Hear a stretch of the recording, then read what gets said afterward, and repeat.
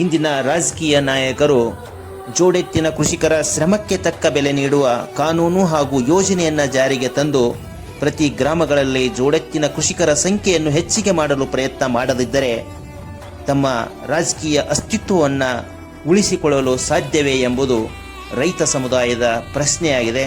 ಏಕೆಂದರೆ ಡೀಸೆಲ್ ಅಭಾವ ಎತ್ತುಗಳ ಬೆಲೆಯನ್ನು ಎಲ್ಲರಿಗೂ ಕೂಡ ತಿಳಿಸ್ತಾ ಇದೆ. ಜ್ಞಾನಯೋಗಿ ಪೂಜ್ಯ ಶ್ರೀ ಸಿದ್ದೇಶ್ವರ ಸ್ವಾಮೀಜಿಯವರ ದೂರದೃಷ್ಟಿಕೋನದ ಮಾತುಗಳನ್ನು ಆಲಿಸಿದ ಕೃಷಿ ಪದವೀಧರರು ನಂದಿ ಕೂಗು ಎಂಬ ಅಭಿಯಾನವನ್ನು ಪ್ರಾರಂಭಿಸಿ ಪ್ರತಿ ಗ್ರಾಮಗಳಲ್ಲಿ ಜೋಡೆತ್ತಿನ ಕೃಷಿಕರ ಸಂಖ್ಯೆ ಹೆಚ್ಚಿಗೆ ಆಗಬೇಕು ಅನ್ನುವಂತಹ ನಿಟ್ಟಿನಲ್ಲಿ ಹಲವು ಜನಜಾಗೃತಿ ಕಾರ್ಯಕ್ರಮಗಳನ್ನು ಕಳೆದ 2 ವರ್ಷಗಳಿಂದ ಆಯೋಜಿಸುತ್ತಾ ಬಂದಿದ್ದಾರೆ.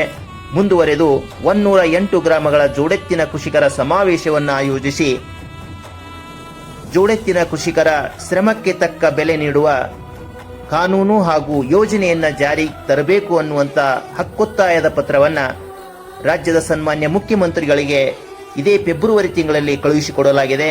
ಆದರೆ ಇಲ್ಲಿಯವರೆಗೆ ಯಾವುದೇ ರೀತಿಯ ಉತ್ತರ ಬಂದಿರುವುದಿಲ್ಲ. ಆದರೆ ಇಂದು ಡೀಸೆಲ್ ಕೊರತೆ ಸೃಷ್ಟಿಯಾಗಿ ಟ್ರ್ಯಾಕ್ಟರ್ಗಳನ್ನು ಬಳಕೆ ಮಾಡಲು ಸಾಧ್ಯವಿಲ್ಲ, ನಮ್ಮಲ್ಲಿ ಎತ್ತುಗಳು ಕೂಡ ಇಲ್ಲ ಅನ್ನುವಂಥ ಪರಿಸ್ಥಿತಿ ಪ್ರತಿ ಗ್ರಾಮಗಳಲ್ಲಿ ನಿರ್ಮಾಣವಾಗ್ತಾ ಇದೆ. ಈ ಒಂದು ಸಂದರ್ಭದಲ್ಲಿ ಆಯಾ ಮತಕ್ಷೇತ್ರದ ಶಾಸಕರು ಹಾಗೂ ಗ್ರಾಮ ಪಂಚಾಯಿತಿ ಸದಸ್ಯರು ಸನ್ಮಾನ್ಯ ಮುಖ್ಯಮಂತ್ರಿಗಳಿಂದ ಉತ್ತರವನ್ನು ಪಡೆದು ತಮ್ಮ ಮತಕ್ಷೇತ್ರದ ರೈತರಿಗೆ ತಿಳಿಸಬೇಕಾಗಿ ವಿನಂತಿ. ನಂದಿ ಗ್ಯಾಸ್, ನಂದಿ ವಿದ್ಯುತ್, ನಂದಿ ಆಹಾರ, ನಂದಿ ಗೊಬ್ಬರಗಳು, ನಂದಿ ಆರೋಗ್ಯ ವರ್ಧಕಗಳನ್ನು ಬಳಸಿದರೆ ಮಾತ್ರ ಇನ್ನು ಮುಂದೆ ನಮಗೆಲ್ಲ ಒಳ್ಳೆಯ ಭವಿಷ್ಯವಿದೆ.